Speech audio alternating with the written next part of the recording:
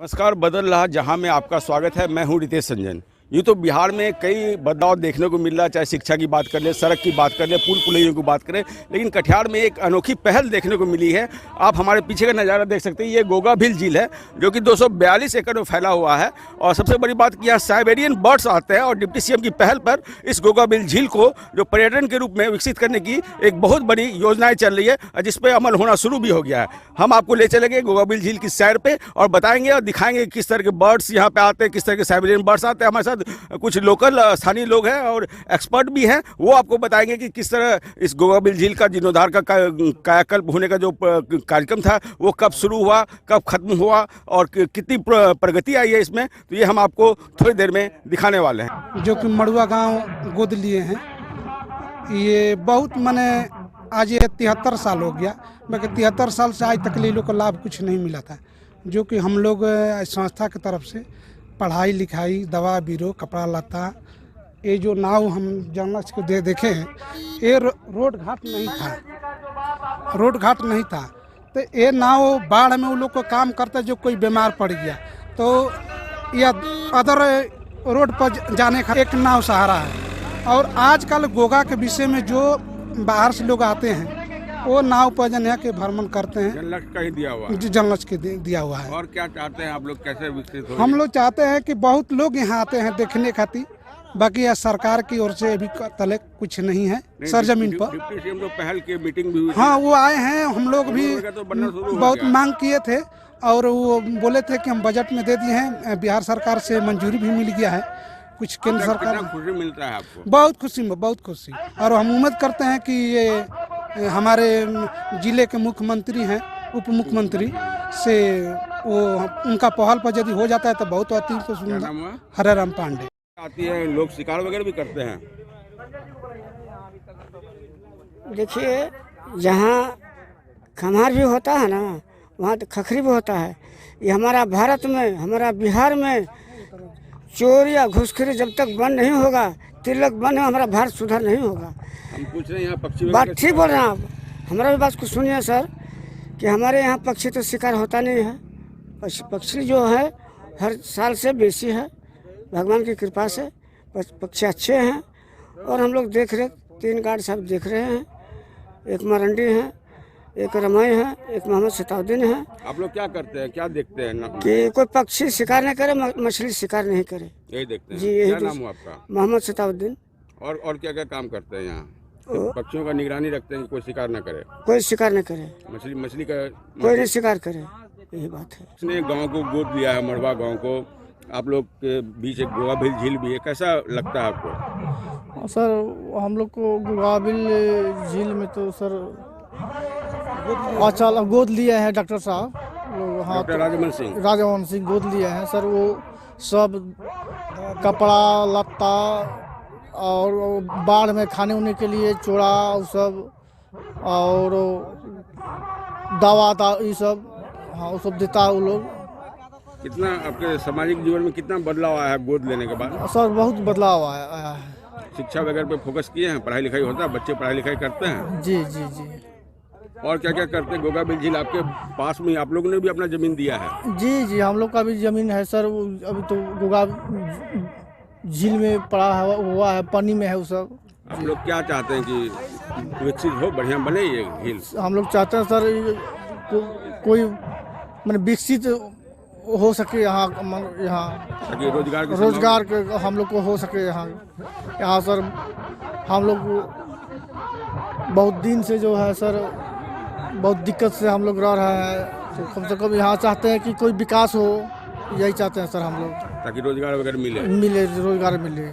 पुनः आपका स्वागत है। अभी हमें गोगा भील झील में और कार्यक्रम बदल रहा है, जहाँ की खास कार्यक्रम के एपिसोड को जो है हम शूट कर रहे हैं। यहाँ गोगा भील झील के बीचों बीच है और नज़ारा देख सकते हैं, पीछे पक्षियों का नज़ारा। और हमारे साथ नाव में हम यात्रा करें। हालांकि थोड़ी धड़कनें तो तेज़ बढ़ी हुई है क्योंकि खतरा भी लग रहा है, लेकिन हम थोड़ा सा रिस्क लेकर इस खूबसूरत नज़ारे को अपने कैमरे में कैद कर रहे हैं। और कुछ एक्सपर्ट हैं हमारे साथ जो स्थानीय भी हैं और इस गोगा भील झील के बारे में बेहतरीन जानकारी रखते हैं।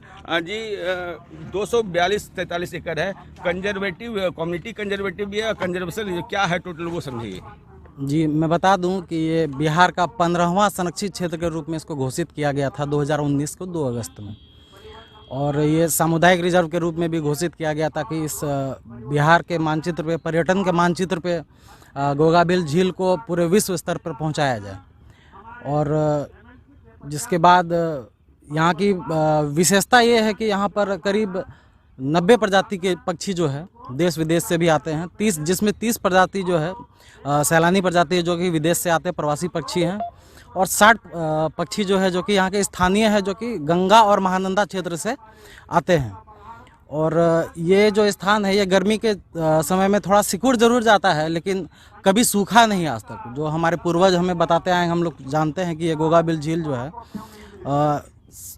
करीब 90 एकड़ इसमें सरकारी ज़मीन है और करीब 143 एकड़ ज़मीन जो यहाँ के रैयतों ने, जंगला टाल जो अहमदाबाद क्षेत्र में पड़ता है मनहर मंडल के, वो दान में स्वेच्छा से दे दी है। यूँ कह लें कि सरकार और ग्रामीणों के सहयोग से इस क्षेत्र को विकसित किया है। जी हाँ, बिना ग्रामीणों के सहयोग से इसे अभयारण्य घोषित करना काफ़ी मुश्किल था, क्योंकि सरकारी ज़मीन कम थी और उससे ज़्यादा रैयती ज़मीन थी। लेकिन यहाँ के किसानों ने या यहाँ के स्थानीय लोगों ने, बुद्धिजीवियों ने मिलकर और सरकारी कर्मचारियों के साथ या डीएम और यहाँ के डिप्टी सीएम के साथ मिलकर मीटिंग की और सब ने मिलकर एक साझा निर्णय लेकर के ये निर्णय किया कि इसको अगर सभी रैयत ज़मीन दे देते हैं तो इसको अभयारण्य के रूप में विकसित करने में आसानी होगी। जनलक्ष्य एक स्वयंसेवी संस्था है, उसकी भी काफ़ी कवायद की गई। जी हाँ, जनलक्ष्य काफ़ी अच्छा काम कर रही है। अभी हम लोग जिस नाव पर है ये भी जनलक्ष्य संस्था के द्वारा दी गई है, और यहाँ पर आसपास के पेड़ों का ना काटा जाए इसके लिए भी जनलक्ष्य संस्था काफ़ी अच्छा काम करती है। सफाई के लिए भी काम करती है, और यहाँ पे अनाधिकृत तरीके से मछलियों का ये जो मारा जाता है इसे नहीं निकाला जाए, क्योंकि अगर सुबह सुबह मछली मारने के लिए मछुआरे इसमें जाते हैं तो पक्षियों को काफ़ी परेशानियों का सामना करना पड़ता है, और कई पक्षियों का पहले शिकार भी कर लिया जाता था। तो इस क्षेत्र में जनलक्ष्य संस्था काफ़ी अच्छा काम कर रही है ताकि सैलानी पक्षियों को किसी प्रकार का शिकार ना हो और कोई परेशानी ना हो। निश्चित तौर पे जनलक्ष्य की पहल भी है, और जनलक्ष्य भी इस मुहिम में लगी थी कि इसे पर्यटन क्षेत्र के रूप में विकसित किया जा सके। और देखिए वो नज़ारा, काफ़ी खूबसूरत नज़ारा आप देख सकते हैं। तमाम तरह के जो साइबेरियन बर्ड्स हैं वो अभी उड़ रहे हैं और यही प्रवास करते हैं, और प्रजनन की दृष्टि से ये काफ़ी जो गोगाबिल झील का जो पानी है प्रजनन की दृष्टि से पक्षियों के रिप्रोडक्शन के लिए काफ़ी अहम माना जाता है। तो कहीं ना कहीं जो है जो कवायद की जा रही है, सरकार की कवायद कह ले या आम ग्रामीणों के सहयोग से जिस तरह से इसे विकसित करने की शुरुआत हो चुकी है, जल्द ही इसे अमली जामा पहनाया जाएगा। और कुछ लोग हैं उनसे बात करते हैं, मोतीलाल, आप यहाँ के लोकल हैं, मड़वा गांव है एक, उसे भी अडॉप्ट किया गया है, तो क्या कहना चाहेंगे? जी सर, पहले तो हम प्रणाम करते हैं सबको। यहाँ हम लोग जो अभी हम लोग चढ़े हुए हैं, ये भी जनलक्ष्य टीम का ही नाव है, और जनलक्ष्य टीम ने बहुत कुछ किए हुए हैं हम लोग के गांव के लिए। हम लोग का गांव का अभी गोद लिए हुए हैं। सारे चीज़ ठंडी में, गर्मी में जो चीज़ देना होता है, बाढ़ में, मतलब जो चीज़ का भी कमी होता है, जनलक्ष्य टीम पहले यहाँ हम लोग का मदद करते हैं। अच्छा, ये बताइए कि ये पानी कभी सूखा नहीं है इस गोगाबिल झील में? नहीं, पानी नहीं सूखते हैं यहाँ का। और क्या यहाँ पे अब शिकार वगैरह होना बंद हुआ? आप लोग ध्यान रखते हैं, देख रेख करते हैं? जी, यहाँ शिकार जो पहले होते थे, पहले जो मछली उछली मरवाता था, अब नहीं होता है पहले ऐसे, अभी कुछ नहीं, सब बंद है। निश्चित तौर पे जनलक्ष्य जो स्वयंसेवी संस्था है उसकी भी एक विशेष पहल रही, इसे पर्यटन क्षेत्र के रूप में विकसित करने की जो शुरुआत, जो पहल होनी चाहिए थी वो जनलक्ष्य ने किया। और हमारे पीछे का नज़ारा देखिए, ये पक्षी आसमान में उड़ रहे हैं, ऐसा खूबसूरत नज़ारा आप कशिश के खास कार्यक्रम बदल रहा है जहाँ में देख पा रहे होंगे।